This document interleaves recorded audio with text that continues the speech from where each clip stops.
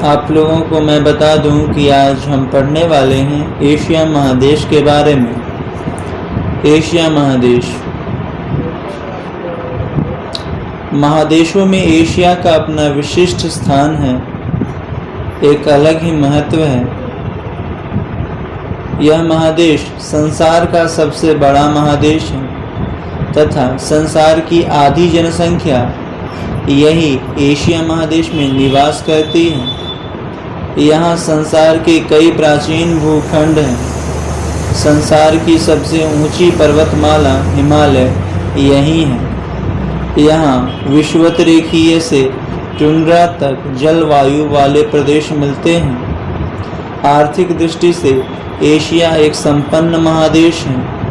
यहाँ पेट्रोलियम, लोहा, टीन, अभ्रक, बॉक्साइट, मैग्नीज आदि के विशाल भंडार हैं। यहाँ की नदी घाटियाँ अत्यंत उपजाऊ हैं, जिसके द्वारा खेतों में सिंचाई की जाती है तथा कृषि संस्कृति का मुख्य केंद्र है। धीरे धीरे यहाँ औद्योगिकरण हो रहा है। जापान उद्योग के कारण ही विश्व के अत्यंत विकसित देशों की श्रेणी में आता है।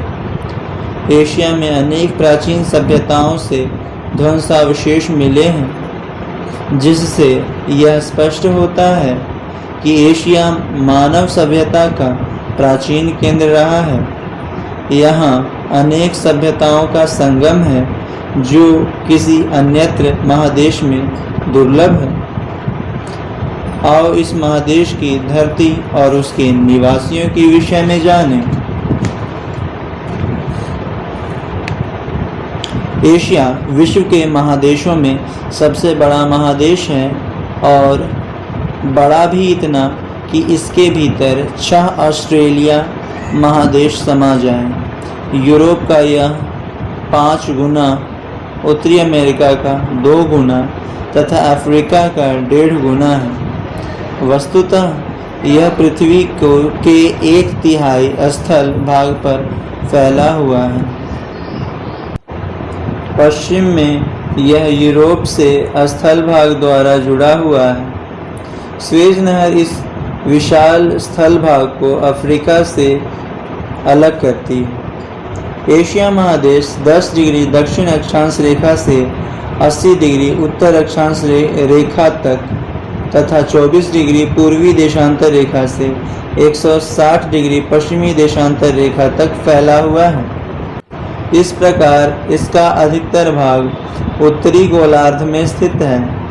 इसके उत्तर में आर्कटिक महादेश, दक्षिण में हिंद महासागर तथा पूर्व में प्रशांत महासागर है। इसके अलावा अनेक महासागर इसके तटीय एवं आंतरिक भाग में हैं। मुख्य एशिया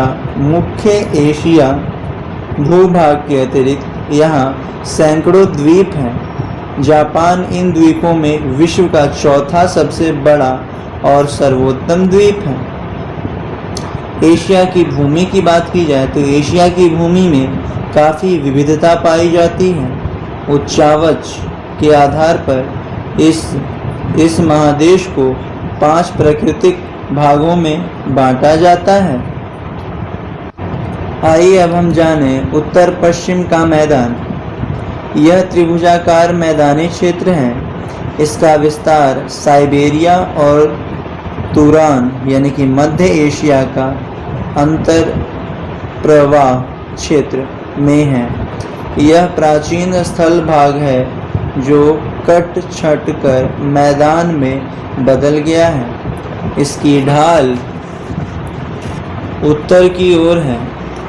ओब, येनेसी और लीना यहाँ की प्रमुख नदियाँ हैं जो एशिया के पर्वतीय भाग से निकलती हैं। जाड़े के दिनों में जब इन नदियों के मुहाने जम जाते हैं तो नदियों का जल मैदान के एक बड़े भाग पर फैल जाता है, जिससे ये दलदल में बदल जाते हैं। मैदान का पूर्वी भाग काफ़ी कटा छटा है तथा उसकी ऊंचाई 150 मीटर से अधिक है।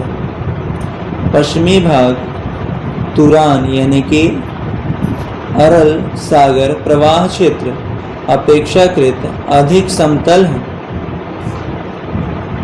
आइए अब हम जानते हैं मध्यवर्ती पर्वतीय प्रदेश के बारे में। यह प्रदेश सुदूर उत्तर पूर्व से दक्षिण पश्चिम तक फैला हुआ है। इस प्रदेश में अनेक पर्वतमाला एवं पठार हैं। पामीर घाट से पूर्व हिमालय, काराकोरम, कल्यूनलून, सिनिलिंग, नानशान आदि पर्वत श्रेणियां हैं। इस पर्वत श्रेणियों के बीच अनेक पठार हैं। हिमालय और क्यूनलून के बीच तिब्बत का विशाल पठार है। क्यूनलून और अल्टाई ताग के बीच मैदान बेसिन है। अल्टाई ताग और त्यानशान के बीच तारीम बेसिन है। ये बेसिन वास्तव में पठार है। पामीर गांव के पश्चिम में भी कई पर्वत श्रेणियां हैं। उत्तर में हिंदू कुश और एलबुर्ज तथा दक्षिण में सुलेमान, किरथर और जैग्रोस पर्वत हैं। इसके बीच ईरान का पठार है। ये पर्वत श्रेणियां आर्मेनिया की गांठ में मिलती है। आर्मेनिया की गांठ से पश्चिम दो पर्वत श्रेणियां पॉन्टिक और टॉरस हैं, जिसके बीच अनातोलिया यानी कि टर्की का पठार स्थित है। ये पर्वत श्रेणियां भूमध्य सागर के तट तक फैली हुई हैं। ये पर्वत नवीन वलित पर्वतों के उत्कृष्ट उदाहरण हैं। हिमालय इनमें सबसे ऊंचा पर्वत है तथा इसका एवरेस्ट शिखर 8848 मीटर जिसकी ऊंचाई है और संसार का सर्वोत्तम शिखर है जो कि एवरेस्ट शिखर है जिसकी ऊंचाई 8848 मीटर। इससे उत्तर पूर्व की ओर फैली अति प्राचीन और अपरिदित उच्च भूमियां हैं। बौकाल झील यानी कि बैकाल झील को घेरते अल्ताई सयान और यबलोनोई पर्वत है और मंगोलिया पठार को घेरते पूर्व में खिंगन पर्वत और उत्तर पूर्व में स्टेनोवाय पर्वत है।